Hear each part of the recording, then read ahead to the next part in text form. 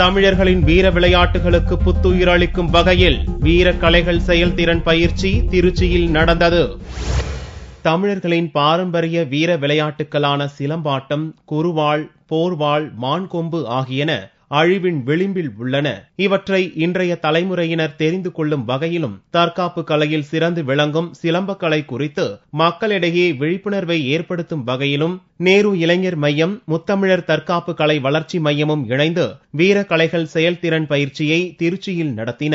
இப்பயிற்சியில் சிலம்ப கலையின் ஒரு பகுதியான போர் சிலம்பம், கல்லகம், துளுக்கானம், நாகபாசனம், குரவஞ்சி, பனையடி வீச்சு போன்ற விளையாட்டுகளும், அலங்கார சிலம்பத்தில் கொடிச்சிலம்பம், பந்தம் போன்ற கலைகளும் இடம்பெற்றன.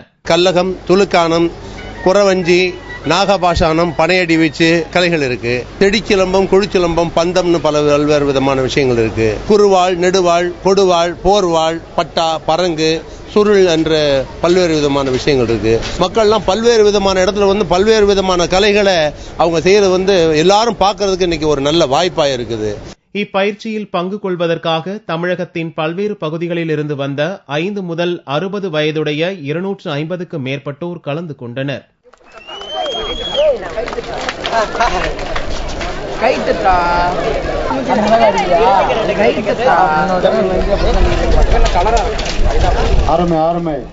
போர் சிலம்பம், வாழ்வீச்சு, பந்தம் சுற்றுதல் போன்ற விளையாட்டுகள் பார்வையாளர்களை மிகவும் கவர்ந்தன.